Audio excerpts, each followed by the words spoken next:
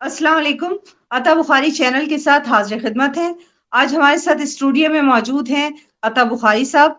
جی عطا صاحب، کیسے ہیں آپ؟ جی اللہ کا شکر، جی بالکل ٹھیک ٹھاک۔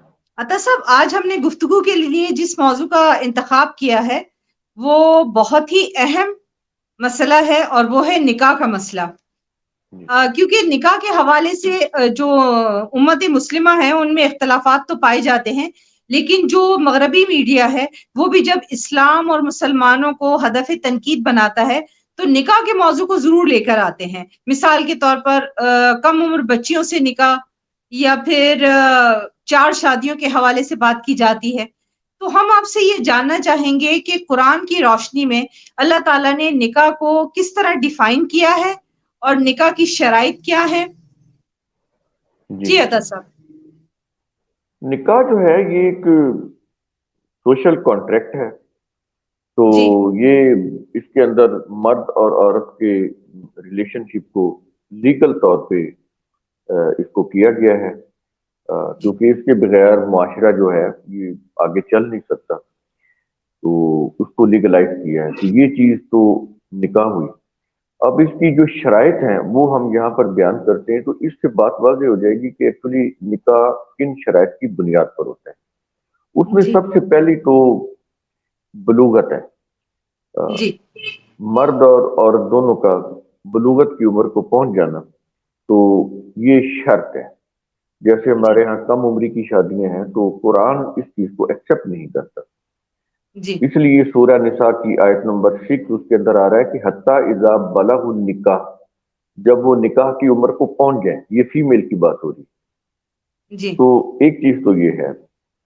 اب ظاہر ہے کہ نبی کریم صلی اللہ علیہ وسلم نے جو نکاح کیا تو عائشہ رضی اللہ عنہ سے، تو وہ بلوغت کی عمر میں تھیں، ظاہر ہے جی وہ قرآن کے حکم کی خلاف نہیں چل سکتے، تو اس جی سے وہ روایات بھی کالعدم ہو جاتی ہیں جو 6 سال کی عمر میں نکاح اور 9 سال کی عمر میں رخصتی بتاتی ہیں، اور اس وقت رسول صلی اللہ علیہ وسلم کی عمر جیسے ہسٹری بتاتی 55 ایئرس تھی، تو جی یہ اس طرح کی روایات بالکل وہ میلافائڈ ثابت ہوتی ہیں۔ دوسری شرط ہے مرد عورت کی باہمی رضامندی، یہ بھی جی بہت ضروری ہے، اس کے بغیر بھی نکاح نہیں ہوتا۔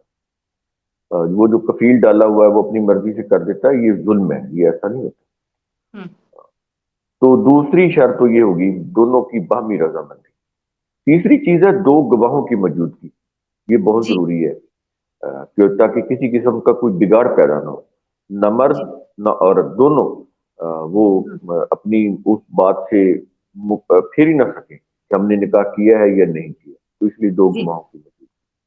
اور اس کے بعد آ جاتا ہے کہ ریاستی ادارے کے سامنے نکاح کا ایگریمنٹ فارم ہوتا ہے پریسکرائب، تو وہ ہونا چاہیے ریاستی ادارے کی طرف سے، ریاست کی طرف سے، یہ نہیں کہ خود بنا لے، نہیں، تو اس کے اوپر وہ تحریر ہوگی اس ایگریمنٹ کی، اور دو گواہ ہوں گے، تو یہ جو ہے یہ بھی ایک لازمی شرط ہے۔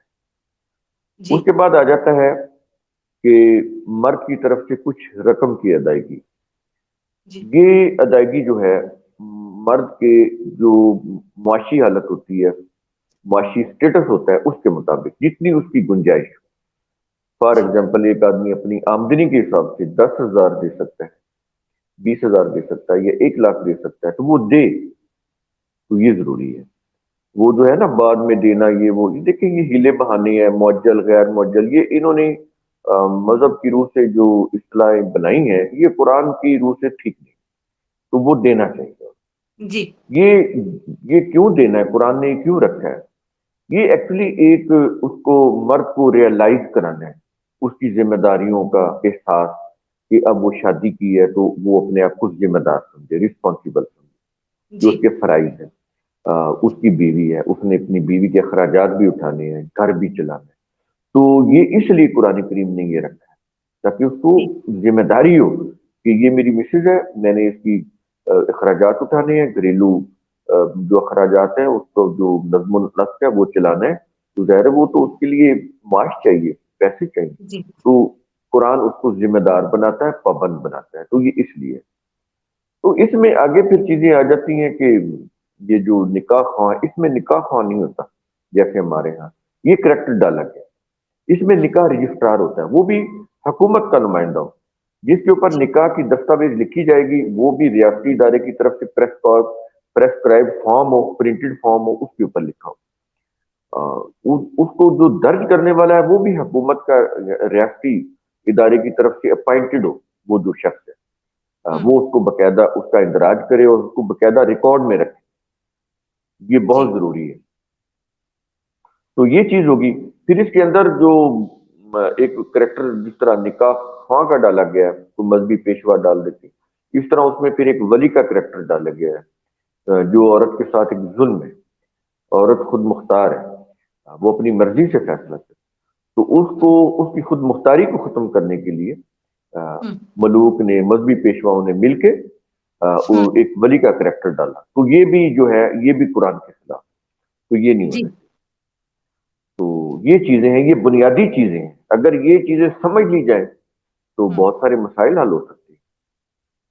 سر اگر نکاح کے لیے ولی کا کانسیپٹ نہیں ہے تو ہمارے یہاں پھر لڑکیوں پر اس قدر وہ جبر کیوں ہوتا ہے کہ وہ اپنے پیرنٹس کی، گھر والوں کی رضامندی سے شادی کریں، وہ جہاں چاہیں شادی کر دیں، خواتین کو اختیار نہیں ہے اس مسئلے میں؟ نہیں، وہ سوسائٹی اوور آل دیکھے نا، یہ تو سوسائٹی نے، قرآن نے تو واضح تعلیم دے دی ہے ہوں کہ وہ اور جس طرح مرد اپنے فیصلے میں آزاد ہیں، عورتیں بھی آزاد ہیں، قرآن کریم نے تو واضح کر دیا ہے۔ اب یہ کہ ہمارا معاشرہ کیسا ہے، وہاں پر تو پھر ریلیجن غالب ہے، ریلیجن ہوں ڈومیننٹ ہے، تو ریلیجیس پوائنٹ آف ویو سے چیزیں ہو رہی ہیں، تو وہ قرآن کے مطابق نہیں ہے، تو اس لیے یہ پھر چیزیں بگاڑ پیدا ہوتا ہے معاشرے کے۔ سر کچھ لوگ شادی کو ڈکلیئر نہیں کرتے، نکاح کو، نکاح تو اعلانیہ ہوتا ہے، کچھ لوگ چھپاتے ہیں، خفیہ شادی کرتے ہیں، بتاتے نہیں ہیں، تو آپ کیا کہیں گے کہ یہ چیزیں ہونی چاہیے؟ یعنی وہ بتاتے نہیں، انہوں نے شادی کی ہوئی ہے، بچے ہو جاتے ہیں بہت، لیکن اس چیز کو ایکسپوز نہیں کیا جاتا۔ دیکھیے وہ کیسے خفیہ رکھیں گے، دو گواہوں کی موجودگی ہے، ہاں جی ٹھیک ہے نا، تو کیسے ہاں خفیہ رہ سکتا ہے؟ نکاح تو خفیہ ہوتا ہی نہیں ہے۔ ہوں جب آپ نے ایک ریاستی جو ادارہ ہے، جو بھی ہوں وہ فیملی کورٹ ہو کوئی بھی، ہوں وہ جب اس کا پریسکرائبڈ فارم اس ہوں کے اوپر آپ جا کے تحریر لکھواتے ہیں اور کمشنر سے اس کی اٹیسٹیشن ہوتی ہے، ٹھیک ہے، اس کو ہوں باقاعدہ سرکاری ریکارڈ میں رکھتے ہیں، کوئی بھی جا کے دیکھ سکتا ہے، اور فیملی کورٹ میں جا کے یہ جو بھی کوئی ادارہ ہے، جیسے ثالثی کونسل ہے یونین سطح کے اوپر، یونین کونسل کی سطح کے اوپر ایکسٹرا آفسز بنے ہوئے ہیں، وہاں جا کے اگر یہ چیزیں ہوں تو یہ نکاح تو خفیہ رہ ہی نہیں سکتا۔ گواہ ہے، ریٹن ڈاکومنٹس ہے، ان کا اندراج ہے، تو یہ کیسے خفیہ رہ سکتا ہے؟ نہیں رہ سکتا۔ اچھا، قرآن میں نکاح کے حوالے سے میثاقاً غلیظہ کا لفظ استعمال ہوا ہے، جی جی، مطلب یہ کیا ہے؟ اسے آپ ڈیفائن کریں گے سر؟ مساکن غلیظن کا مطلب ہوتا ہے پختہ عہد، غلیظ کا مطلب تو گاڑا ہوتا ہے، تو ہوں جو ظاہر ہے جو چیز ٹھیک ہو وہ اتنی زیادہ وہ مضبوط بھی ہوتی ہے۔ جیسے ہم کہتے ہیں کہ ان لوگوں کے تعلقات تو بڑے گاڑے چل رہے ہیں، مطلب بڑے ہوں مضبوط ہیں، بڑی بڑی ہوں گہرائی میں ان کے تعلقات، بڑے ڈیپ ہیں، ہوں تو یہ اس کے معنوں میں ہوتا ہے پختہ عہد۔ تو یہ سورہ النساء کی آیت نمبر 21 میں ہے، اس کے اندر یہ الفاظ آئے ہیں، تو لیکن پیچھے ذرا میں بتا دیتا ہوں، جو آیت نمبر 20 ہے سورہ النساء کی، اس میں ہوں یہ آ رہا ہے کہ فَلَا تَأْخُذُوا مِنْهُ شَيْئًا، کہ اگر کوئی مرد اپنی بیوی کو بہت سا مال دے چکا ہے تو وہ اس ہوں سے کچھ بھی واپس نہ لے۔ ہوں آگے کہا گیا کہ کیا تم اپنی بیوی پر بہتان لگا کر، اسی آیت کے اندر یہ جو 20 نمبر، کہ تم اپنی بیوی پر بہتان لگا کر اس پر سریاً ظلم کر کے اس سے مال واپس لو گے؟ یہ ہوں صحیح نہیں۔ اس کے بعد پھر اگلی آیت آتی ہے 21 کی، تو اس کے اندر یہ مساکن غلیظن کے لفظ ہیں، تو ان کے شروع میں ہے کہ وَكَيْفَ تَأْخُذُونَهُ وَقَدْ أَفْضَىٰ بَعْضُكُمْ إِلَىٰ بَعْضٍ، تم اپنی بیوی کو دیا ہوا مال واپس کیسے لے سکتے ہو؟ سوالیہ انداز میں کہہ رہا ہے، کیسے لے ہوں سکتے ہو تم، جبکہ تم میں سے ہر ایک دوسرے سے ملاپ کر چکا ہے، تم مل ہوں چکے ہو، تمہارا فزیکل ریلیشن شپ بن چکا ہے، تو اب تم اپنی بیوی کو کہو گے کہ مجھے مال واپس دے دو؟ یہ تو ہوں زیادتی ہے، ظلم ہے، ایسا نہیں کرنا۔ کہتا ہے کہ وَأَخَذْنَ مِنْكُمْ مِيثَاقًا غَلِيظًا، اور وہ عورتیں تم سے پختہ عہد لے چکی ہیں، وہ عہد کیا ہوتا ہے؟ یہی نا، ذمہ داری اٹھانے کا، اپنے فرائض کو ادا کرنے کا، اپنے گھریلو انتظام کو، نظم و نسق کو صحیح طریقے سے چلانے کا، اس کے اخراجات ضروریات کو پورا کرنے کا، یہی عہد ہوتا ہے. اسی کے لیے اس نے شروع میں نکاح کے وقت پیسے بھی کچھ دیے تھے، جس کو یہ مذہب کے اندر حق مہر بولا جاتا ہے. وہ قرآن میں تو یہ لفظ نہیں ہے تو لیکن وہ کہتا ہے دو کچھ نہ کچھ، معجل غیر معجل تو اس میں ہے ہی نہیں نا، دینا ہے تو وہ دیں اس وقت. تو وہ ایک ذمہ داری کا احساس دلانے کے لیے. تو اب یہاں پر بھی وہی بات کہتا ہے کہ دے کر یعنی واپس نہیں نکاح، لینا. جی اچھا، یعنی اس کا مطلب ہوا نکاح غلیظن، جو میثاق غلیظن کا ورڈ ہے وہ نکاح کے لیے استعمال ہوا ہے، جی کیونکہ اس بالکل. یہاں کانٹریکٹ اور کمٹمنٹ جو ہے وہ نکاح ہی کو کہا گیا ہے، یعنی جی مضبوط کانٹریکٹ ہے یہ. بالکل ٹھیک. بالکل، بہت مضبوط. سر بہت پھر مضبوط. قرآن میں اس کے علاوہ ہسبینڈ اینڈ وائف کے لیے زوج کا ورڈ آیا ہے. زوج کے ورڈ کو آپ ڈیفائن کریں گے سر؟ دیکھیں، زوج کا مطلب ہوتا ہے کمپلیمنٹری. جی زوج، زوجہ. ٹھیک ہے، اللہ تعالیٰ نے قرآن میں کہا ہے کہ ہم نے ہر چیز کے پیر پیدا کیے ہیں، جوڑے، جی ایک نر جی. اور ایک مادہ. ہم نے جوڑے ہم، پیدا کیے. پودوں کے اندر بھی یہ ہے. یہ ہوا ہم، چلتی ہے تو زردانے اڑ کر وہ ان کا جو پھر ان کا جو جنسی ملاپ ہوتا ہے تو اس سے وہ پھول بنتے ہیں، پھر پھل لگتے ہیں. تو ان کے اندر بھی یہ ہے، یہ میل فیمیل. تو وہاں پر بھی زوج ہے. ہم، دیکھیں، ایک پین اور ایک سیاہی، یہ ہم، دونوں زوج ہیں. ہم، سیاہی کے بغیر پین لکھ نہیں سکتا، ہم. اور اگر پین نہیں ہے تو سیاہی بھی نہیں لکھ سکتی. تو جی یہ یوں سمجھیں کہ یہ ایک میں نے اگزامپل دی تاکہ بات بالکل کلیئر ہو جائے. تو جیسے پین اور سیاہی آپس میں زوج ہے، ایک ہم، دوسرے کے بغیر بیکار ہے، ہم. کمپلیمنٹری ہے. تو اس مثال سے آپ کو سمجھ آئے گی. اسی طرح مرد اور عورت یہ آپس میں کمپلیمنٹری ہے، ایک دوسرے کا زوج ہے. وہ زوج ہے مرد، اور عورت زوجہ ہے. تو ایک کے بغیر دوسرا بیکار ہے. نہ عورت کے بغیر مرد جو ہے کارآمد ہے، نہ مرد کے بغیر عورت کارآمد. یہ دونوں ملتے ہیں تو پھر وہ جو ہے آگے پھر زندگی کا پہیہ چلتا ہے. یعنی وہ کوئی بھی زوج جو ہے، زوج ہو یا زوجہ ہو، یعنی ان کے درمیان ایک توازن، ہم آہنگی اور ہوں. بیلنس آف ورک ہونا چاہیے. ہر بندے کی اپنی اپنی ریسپانسبلٹی ہو. لیکن سر وہ حاکم و محکوم والا بھی آ جاتا ہے نا، کہ مرد عورت پر حاکم ہے. دیکھیں، قرآن کے اندر کہیں بھی نہیں ہے کہ مرد عورت کے اوپر حاکم ہے. یہ کہاں ہے؟ آپ مجھے ریفرنس دے دیں اس آیت کا. نہیں ہے. ہم. یہ تو مذہب نے بنایا ہے. سر قوام. حاکم، قوام ان کا مطلب ہے کہ وہ ذمہ دار ہے اپنی، جو بھی اس کی ذمہ داری ہے اس کو پورا کرنے کا. جی قوام کا مطلب یہ ہے، یہ نہیں ہے کہ وہ مطلب یہ ہے کہ وہ اپنی جتنی بھی رسپانسبلٹی ہے اس کو ادا کرنے کا ذمہ دار ہے.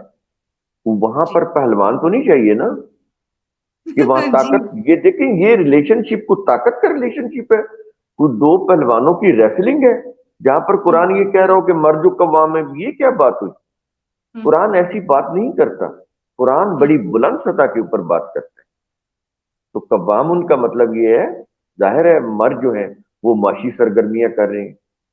تو اب جی مردوں کو چاہیے کہ وہ اپنی قائم رہیں اپنے اس یہ جو جو گھر کے چلانے کے اخراجات ہیں، ان کی جو ضروریات ہیں، ان کے پورا کرنے پہ وہ قائم دائم رہیں، اپنی ذمہ داریوں کو پورا کریں. تو یہ اس کا مطلب ہے.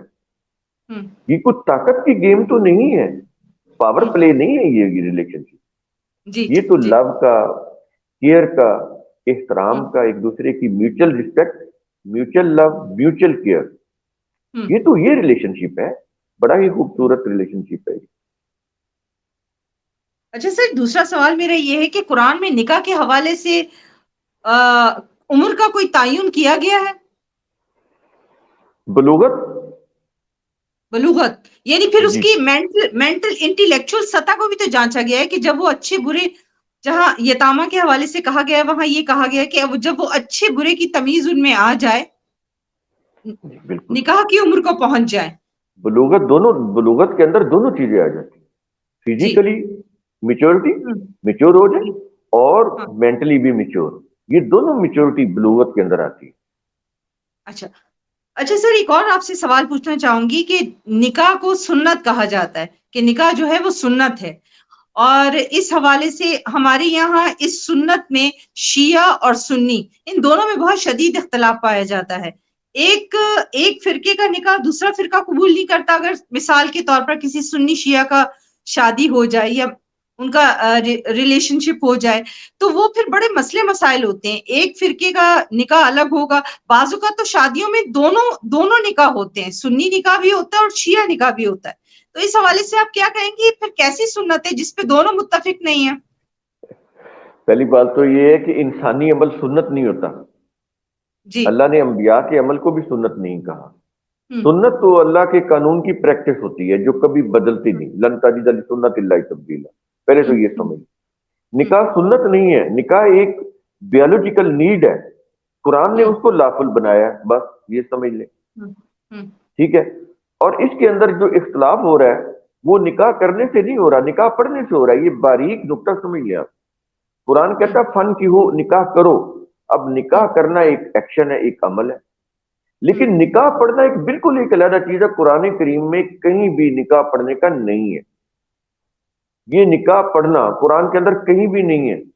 فن کی ہو نکاح کرو، نکاح پڑھو نہیں، کیونکہ نکاح پڑھو گے تو پھر وہ وہاں پر ایک مذہبی پیشوا آئے گا، وہ آپ کو نکاح کا خطبہ سنائے گا، پھر آپ سے نکاح پڑھوائے گا، آپ کا نکاح پڑھوائے گا، آپ کو کوئی کلمے پڑھوائے گا، آپ کو ایجاب و قبول کروائے گا، یہ ہے نا، قرآن میں تو ہم، نہیں ہے۔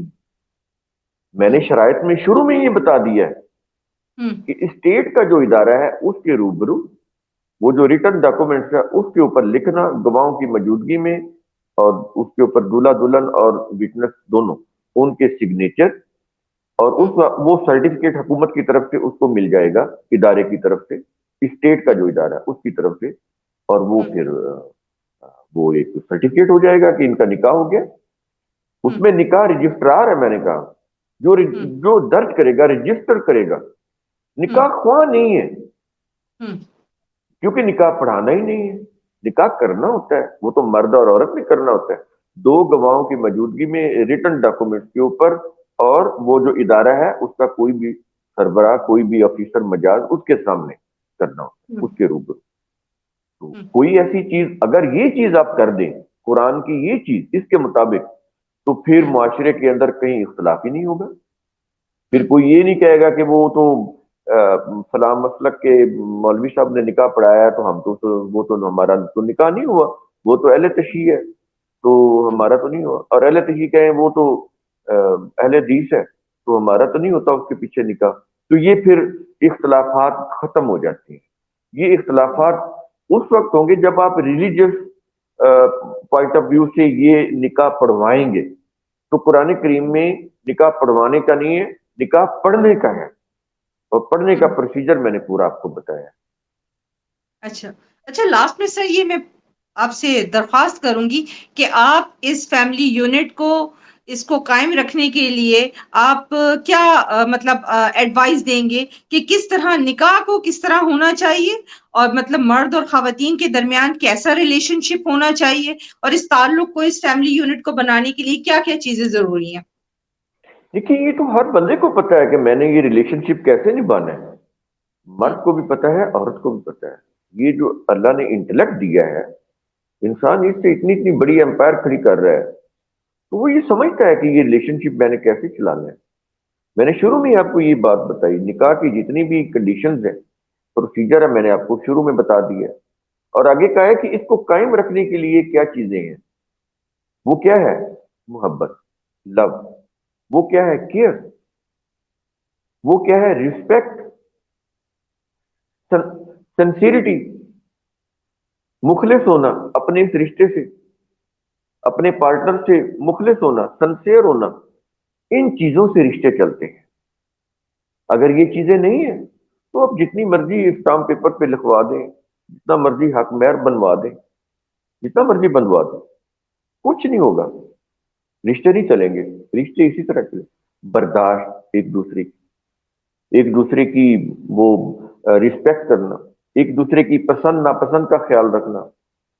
بہت ساری لڑکی کسی اور فیملی سے آ رہی ہے، لڑکا کسی اور فیملی کی، دونوں کے کلچر مختلف ہیں، دونوں کے مزاج مختلف ہیں. یہاں تو ایک گھر میں 7 بہن بھائی ہیں, 7 کے مزاج مختلف ہیں. ایک کہتا ہے میں نے چکن نہیں کھانا, دوسرا کہتا ہے میں نے بیف نہیں کھانا, ایک کہتا ہے میں نے سبزی نہیں کھانی, میں نے تو برگر کھانا ہے. تو دیکھیں وہاں پر وہ ایک ہی ماں باپ کی اولاد ہوتے ہیں تو کتنے اختلاف ہوتے ہیں. تو یہ جو وائف اور ہسبینڈ ہے یہ تو 2 خاندانوں, مختلف خاندانوں سے آ رہے ہیں, ان کے مزاج مختلف ہوتے ہیں. تو ان کو آپ ان چیزوں سے کور کریں گے جو بھی میں نے آپ کو بتائی, تو یہ بہت اچھا رشتہ چلتا ہے. سر اسی ابھی لیے آپ نے قرآن کریم, حق مہر کی بات کی, اس حوالے سے بھی مجھے یاد آ گیا کہ حق مہر کا کیا کوئی ذکر ہے کہ حق مہر کتنا ہونا چاہیے؟ میں نے آپ کو بتایا کہ مرد کی جو اس کی معاشی کنڈیشن ہے, اس سٹیٹس ہے, اس کے مطابق ہوگا. مرد کتنا دے سکتا ہے وہ اتنا دے, جتنا بھی دے سکتا ہے, جتنی اس کی معاشی حالت اس کو اجازت دیتی ہے اپنی انکم کے حساب سے, وہ اتنا دے. وہ جو کسی دور میں 32 روپے یہ انہوں نے خود بنائے ہیں, قرآن نے کہیں بھی ایسی بات نہیں. اسی لیے یہ قرآن کریم عالمگیر کتاب ہے کہ کوئی ایسی بات کرتا ہی نہیں جو کسی زمانے تک محدود کر دے آدمی, وہ تو پھر یہ دین آگے چل ہی نہیں سکتا. ہر دور کے لوگوں نے خود فیصلہ کرنا ہے کہ ہم نے کتنا دینا ہے. وہ اپنی پاکٹ کو دیکھے گا نا, میں کتنا دے سکتا ہوں, تو وہ اتنا دے, لٹکائے نہیں. یہ نہیں کہ وہ بس لکھوا دیا جائے, وہ صرف یوں کہہ لیں کہ بندے کو لیگلی باندھنے کے لیے 10 لاکھ کا حق مہر, اور وہ بندہ 10,000 بھی نہ دے سکے, تو ایسے لکھوانے کا کیا فائدہ ہے؟ کوئی فائدہ نہیں. بلکہ یہ چیز تو تلخی کا باعث بنتی ہے, جی ایک دوسرے سے دوری کا باعث بنتی ہے. یہ چیز نہیں ہونی چاہیے. ٹھیک ہے سر, بہت بہت شکریہ آپ کا پروگرام میں شامل ہونے کا. آئندہ پھر آپ سے کسی نئے موضوع کے ساتھ ملاقات ہوگی. اللہ حافظ. اللہ حافظ.